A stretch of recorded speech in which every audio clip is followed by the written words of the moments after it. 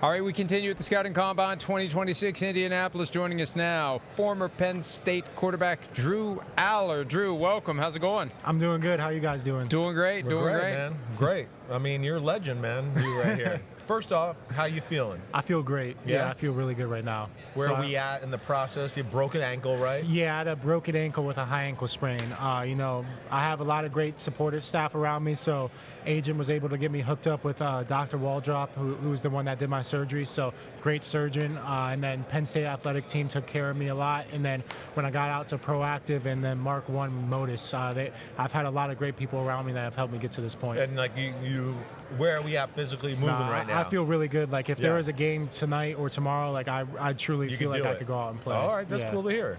Good to be young. Amazing stat that I just see here. You started your college career with 311 passes without an interception. Mm-hmm. At what point were you aware of that streak? Not till after I threw the interception. Oh, really? Honestly. yeah. So, yeah, but I mean, I had a lot of teammates help me with breaking up some bad balls that could have been intercepted. So there's a handful of those beforehand. Well, I've always been impressed with your ability to shut the noise out. Mm-hmm. You've been under the microscope. People give you crap. You're the quarterback of Penn State, all right? So they're not happy unless you win the national championship and make every throw.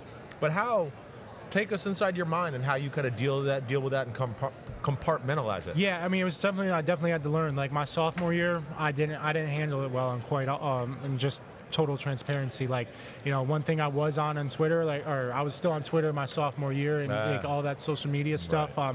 When it got to my junior year, I logged out of it, and I have like a backup Instagram page that I can go to and kind of just, kind of be you and look what you want to look at. Yeah. So like that helped me a lot. It just clears up headspace. Like you may not think it impacts you in any way, but it somewhat does subconsciously. But I had a great coaching staff at Penn State. They helped me a lot through it, and everything worked out in the long run. Right.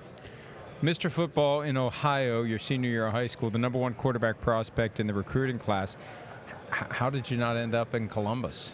Yeah, so I mean, I was a late bloomer in the recruiting process in general. Like I didn't start playing quarterback till my freshman year of high school, like full time, and late bloomer. Didn't get my first offer till after my sophomore year because I didn't start until the last 4 games of my sophomore varsity season, and then. Yeah, so from there, it was a couple MAC schools. Like my first offer was Central Michigan, and then like Akron were the first 2 to offer me. And then from there, COVID happened the winter of my sophomore year. And from there, I was planning on having a big summer, going to camps and all that sort of stuff, what the typical high school guy does around that age. Didn't have the opportunity, so I really had just started working with a quarterback coach at that time, and he really turned me into more of a rotational thrower because if you look at my high school film sophomore year, like I was very linear, throwing like I was a pitcher off the mound. Right. So, so that really helped me a lot. And then, Quinn Ewers was committed to Ohio State, and we were the same recruiting class originally. And then when he reclassed up to class of 21 is when Ohio State started recruiting me again the fall of my senior year.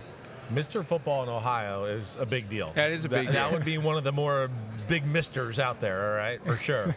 It's rare, though. What the hell were you doing as a kid? You weren't playing quarterback? Like what? Because usually quarterbacks are quarterbacks forever. Yeah, no, I wasn't. I was playing DN, linebacker, fullback, and tight end. Okay, so that's where you get your grittiness from. Yeah, that's definitely where I get it from. Okay, all right. That's so cool. what happened? You just throw a ball one day and somebody's like, holy crap, this kid needs to be a quarterback?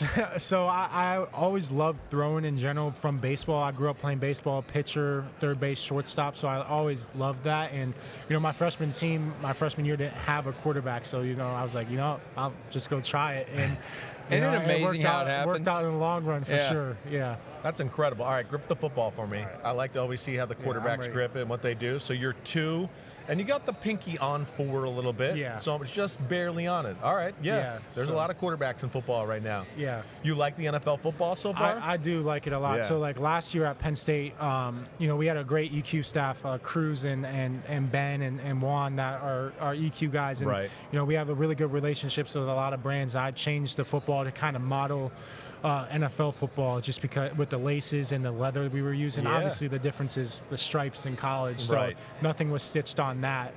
But so I was kind of you've been thinking about it a little bit. And then, I've been fortunate enough to throw in the last 2 pro days at Penn State with, Theo Johnson, Deshaun Hamilton, and last year Julian Fleming. So Gotcha. I got some experience throwing NFL football too beforehand. The laces on the NFL ball, right? They're just consistently better than the college ball. I agree. And the leather. In college, I had the thick pro laces, so they were a little bit bigger than the standard one. But I like both of them a lot. Yeah. This is some fascinating quarterback nerd shit. That is. That's right. What's your favorite route to throw? Ooh, 2 that come to mind is like a deep out, like we call it a deep post, like a 20-yard out on the sideline, or just a in cut, 15-yard in cut.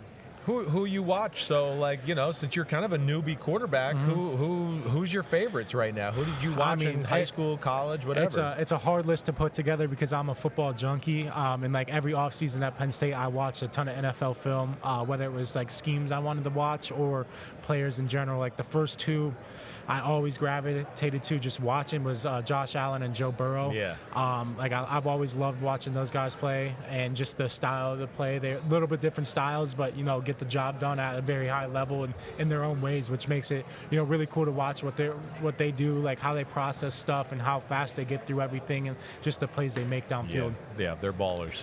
Give me an area of your game where you need to step it up next level. Yeah, so I've been working on the consistency of my footwork. I think that's something I've always, strived to get better at. I feel like every year in college it took a step. And, it wasn't that it was like bad footwork. It was more of like I was unaware of the footwork I was doing. Like I was putting myself in, bad situations to make the easy hard is what I was doing like my junior year. Like I missed some easy out throws to the left, and that was because I was stepping under myself and then swinging my gait and really facing towards the sideline. And just I would make it like 50% of the time just because I had the talent to, but the other 50%, it looked bad on film, and just cleaning up those things. So, and just being intentional with my direction, always making sure I'm like getting at least some momentum to my target, not when I have to or when I can, and then when I have to just make plays from different arm slots and that sort of thing. That's right. Got to be a machine in the NFL. For sure. You go 50% on the out route, they're going to go, you're going to be on the sideline 100% of the time. You went through a weird thing in college football this year. Not only have you been scrutinized, you got hurt, but just briefly talk about like what it was like to be a part of a major program who was this close to beating Oregon, where you're like, okay, they're one of the top teams in the country, they barely lost, and then 2 weeks later your coach is fired. Yeah, I mean, it was something that was hard to deal with. Like, I'm still really tight with Coach Franklin and his whole family, his wife and his 2 daughters, and that whole staff that is down at VTech now that has followed him from Penn State. Yes. And, it was hard to go through for sure because, I wasn't playing anymore. Coach wasn't there. So, it was definitely different in that vibes. And obviously Coach Terry did a tremendous job of holding us together and, steering the ship into finishing out the season in the right way for us. But it was hard to deal with. And, I felt guilty and responsible for part of it just because I knew if I had made a couple more plays the year before in the playoff run, and then obviously this past year in a couple of those games, like, we're not having the discussion of Coach Franklin being on the hot seat. And, I know everything happens for a reason. He's going to kill it at Virginia Tech. And, I feel really confident in Coach Campbell, too, just because I knew him from my high school days being a recruit. So, I'm hoping for the best for Virginia Tech and Penn State. You did a lot of good things in that game the year before. You did a lot of good things. You played really good. The guy made a good play, too. He did. But, at the end of the day, it's about taking care of the ball. I know. You make an interesting point, though, and I think Josh Allen has been dealing with that same mindset that the coach loses his job and in some way it's my responsibility. How did you work your way through it? Because obviously it's not your fault, but you have to convince yourself of that. What did you do to get yourself to that spot? Yeah, I mean, honestly, it was just talking with Coach, just whether it was through text or over the phone. And, Coach Losi, I'm really tight with, who was his head strength guy. So he was still able to be around through my whole recovery process and lifting process. So I was able to just keep really tight connections with that whole staff, and, still in a lot of group chats with them. But, it was definitely something that was hard to deal with, though. Like, it's hard to kind of explain it because, my sophomore year we had a change at OC, which is, was hard to go through for sure, but it's not at the scale and magnitude of, the entire program being gutted, for a lack of a better words, with support staff, athletic training staff, and coaching staff being gone. Who's the defensive player you're most excited to see on the field in person for the first time? I know you want to see Josh Allen and Joe Burrow, so we've gone there. I mean, I would probably say Myles Garrett, Yeah. even though I don't know if I want to go against him that exactly. much. Be careful what you wish for. Yeah, but a lot of my former teammates too, like Chop. I was just on the phone with Chop Robinson yesterday, and obviously I got to compete against him in practice, but that's different. Now he gets to hit you for real. So, he didn't get to do that. And Chop did a really good job of taking care of me. So he'd get in the backfield really fast, and he let me know he was there, but he always took care of me. Damn, Chop, Abdul Carter's gonna like hitting you. You're gonna have a lot of guys that are hitting you that are old teammates. Yeah, for sure. What are you doing on Saturday at the workout? I'm just throwing, just throwing. So I'm really excited. Feel really good with where I'm at in my recovery process and rehab, and really excited to go out and cut it loose. Yeah, I'm impressed that you're even throwing, man. I didn't know what the answer was. Yeah, I wasn't sure if you'd be ready to go yet. That was my entire goal. So after probably a week out of surgery, I set my mind to, I told my agent, told my athletics staff at Penn State, there's no doubt in my mind that I'm not going to be throwing at the combine. I'm going to do everything in my power to be there and just be myself in the interviews, and then just go out and play football and throw the football around. Yeah, good, man. I'm rooting for you. Appreciate it. You're easy to root for. You're a good dude, you. all right? You've been through a lot, but it's only going to help you. Yeah, appreciate it. Drew Allar, Penn State quarterback. We'll be back with plenty more from the Scouting Combine. Hi, it's Mike Florio. Thanks for watching PFT on YouTube. Hit subscribe for the latest news and analysis from Pro Football Talk.